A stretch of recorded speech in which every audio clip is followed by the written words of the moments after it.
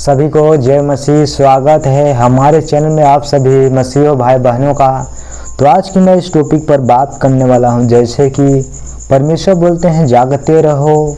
जागने का मतलब यह है कि हम परमेश्वर के कार्यों को करते रहे, क्योंकि मेरे प्रियो हमें इसी में जागने रहने हैं, ठीक है। क्योंकि जागने का मतलब ये होता है जैसे कि हम परमेश्वर के काम में जागे रहें, ठीक है। मतलब ये होता है जैसे हम ये मतलब परमेश्वर बोलते हैं कि जागते रहना यही में होता है कि जैसे हम परमेश्वर के कामों को करते रहें, बाइबल को पढ़ते रहें, प्रार्थना को करते रहें, चर्च में हमें जाना चाहिए, हमें संगति में जाना चाहिए। लेकिन आज मनुष्य के पास टाइम नहीं है, ठीक है। तो मेरे प्रियो मैं आपको बताना चाहता हूँ कि हमारे यहाँ भी चर्च था, लेकिन वो चर्च थोड़ा सा कुछ कंडीशन चल रहा था, तो छोटा था, गांव में था, तो बंद हो चुका है, कुछ समय हो गया है। लेकिन इस समय मैंने पता नहीं किया हूँ, ठीक है। वो लगभग मैं 3-4 महीना हो गया मैं चर्च में नहीं गया, और एक चर्च के विषय में जा रहा था, तो वहाँ पर पता चला कि वो चर्च भी कुछ दिनों से बंद है। इसलिए मैं गया था चर्च की, पिछले संडे गया था, ये तो इस संडे नहीं, मतलब पिछले संडे गया था, तो पता चला कि वो भी चर्च बंद है। हम देखे तो ताला लॉक है, तो चलो कोई बात नहीं। तो मेरे प्रियो इसलिए हम चाहते हैं कि चर्च में जाएं, लेकिन हमारे यहाँ कोई चर्च तो दूर है बहुत सारा, लेकिन वहाँ जाने में थोड़ा टाइम निकालना पड़ रहा है ज़्यादा से, ठीक है। क्योंकि 1-2 दिन का वहाँ पर जाने के लिए टाइम चाहिए, ठीक है। इसलिए मैं चाहता हूँ कि परमेश्वर का जो वचन बता रहा हूँ, परमेश्वर इस बात का गवाह है कि अगर हमारे पास चर्च ऐसे होते तो हम जाते हैं। इसीलिए मेरे प्रियो अगर जिसे लोगों के पास जिस गांव में लोग होंगे, अगर चर्च होगा तो आप जाएं, संगति में अच्छे तरह से करें, परमेश्वर को वचन सुने, आपको लोग भी बताएं अच्छी रीति से, ठीक है। तो ठीक है, मैं कहना चाहता हूँ कि आप लोग इसी के मतलब ऐसे मत रहें कि मतलब आप हाथ धर के घर में बैठे रहें, क्योंकि परमेश्वर को जानना हमें ज़रूरी है। लेकिन चर्च जाने से पहले हमें बाइबल को जरूर ध्यान करना चाहिए, ठीक है। ये नहीं कि हम चर्च में जाएं तभी बाइबल को पढ़ें। बाइबल को हमें मतलब जब हमें जानना चाहिए कि हमें सुबह शाम परमेश्वर के कार्यों को करना चाहिए, हमें बाइबल को जरूर से जरूर पढ़ना चाहिए। सुबह में, नाइट में हमें पढ़ना चाहिए। और हमें अगर हम जिस समय सुबह प्रार्थना कर ले, मतलब प्रार्थना भी करना चाहिए और बाइबल भी पढ़ना चाहिए, मतलब ये दोनों काम होना चाहिए, ठीक है। इसलिए परमेश्वर हमें वचन क्या बताते हैं, जिससे आपको मैं बताना चाहता हूँ। जैसे आप लूका की पुस्तक पढ़ेंगे 21 अध्याय, आप 34 आयत से लेकर आप 36 आयत तक देखेंगे, इसमें लिखा गया है, इसीलिए सावधान रहो, ऐसा न हो कि तुम्हारा मन खुमार और मतवालेपन और इस जीवन की चिंताओं से सुस्त हो जाए और वह दिन तुम पर फंदे के समान अचानक आ पड़े।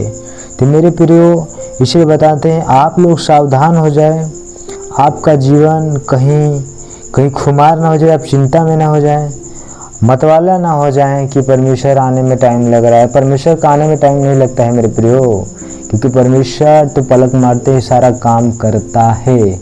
आप सोचना, जब कोई ज़मीन पर कोई बीज गिरता है, अगर आप उसको नहीं देख पाते हैं कि कैसे बढ़ता है, सोच लो, हमारे नज़रों में वो नहीं परमेश्वर काम दिखता है। परमेश्वर इतना तेज़ी से परमेश्वर करता है ना, सोच लो। इसलिए परमेश्वर का कार्य होते कोई टाइम नहीं लगता है मेरे प्रियो। इसीलिए हमें परमेश्वर के कामों को ध्यान चलना चाहिए। बहुत लोग तो चिंता में हो गए, हम क्या खाएं क्या पिए। अरे भैया, तुम उस चीज़ को मत देखो। परमेश्वर बोलते हैं तुम उस पक्षियों को देखो ना, जो न बोते हैं न काटते हैं, फिर भी परमेश्वर से खिलाता है। ये मनुष्य का तो मोल उससे भी ज़्यादा है, ठीक है। इसलिए मेरे प्रियो हमें उस चीज़ पर हमें ध्यान देना चाहिए। तो जैसे लिखा है 35 आयत में, क्योंकि वह सारी पृथ्वी के सब रहने वालों पर इसी प्रकार आ पड़ेगा। मतलब अचानक विपत्ति आ जाती है, आपको पता नहीं चलता है। पता चलता है क्या? अगर आपको बुखार आना होगा या कहीं आपको कुछ घाव कूद कहीं लाग देता है, तो क्या उसका पता रहता है कि कब आ जाएगा? मेरे प्रियो पता नहीं रहता है। आप सोच लेना, अगर आप इस चीज़ को जान रहे हैं कि विपत्ति जब अचानक कोई चीज़ हो जाती है अपने जीवन में तो उसका हमें पहले पता होता तो हम उस चीज़ पर ध्यान करते ना, ठीक है। इसी तरह परमेश्वर का दिन अभी आ सकता है, आएगा भी, ठीक ना। और 36 में लिखा है, इसीलिए जागते रहो और हर समय प्रार्थना करते रहो कि तुम इन सब आने वाली घटनाओं से बचने और मनुष्य के पुत्र के सामने खड़े होने की योग बनो। परमेश्वर बोलते हैं हमें परमेश्वर को काम में जागते रहना, प्रार्थनाएं, इसीलिए बता रहा हूँ कि आप लोग करते रहिएगा। ऐसा मत है कि आप सो जाएं। आप क्या सोते हैं, आप संसार के लोग तो खाए पी के रात को आप आराम से सो जाते हैं, ऐसी तरह आप भी मत सोइएगा।